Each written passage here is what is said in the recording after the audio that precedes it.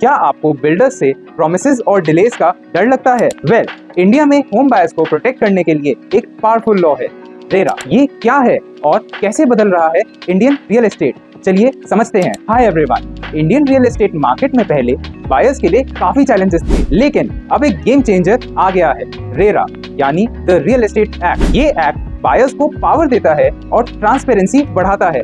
Let's understand its impact. RERA जो 2016 में पास हुआ एक सेंट्रल गवर्नमेंट लॉ है, जिसका मेन एम है रियल एस्टेट सेक्टर को रेगुलेट करना, ट्रांसपेरेंसी बढ़ाना एंड होम बायर्स के इंटरेस्ट को प्रोटेक्ट करना। हर एक स्टेट एंड यूनियन टेरिटरी की अपनी एक रेरा अथॉरिटी है जो इस एक्ट को एनफोर्स करती है। चलिए देखते हैं रेरा ने बायर्स को कैसे एम्पावर किया है। First, transparency.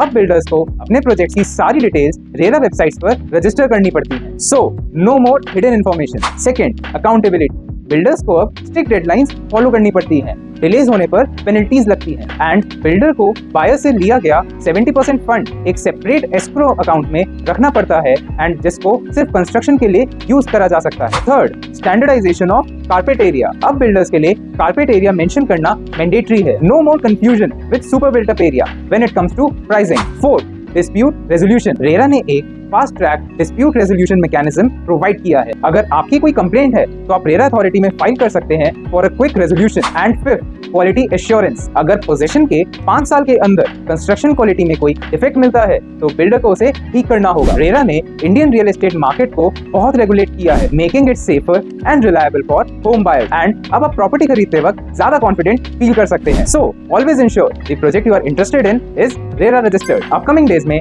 ऐसा और कंटेंट इस चैनल पर आने वाला है, तो फॉलो करना मत भूलना। Real estate with Arpit.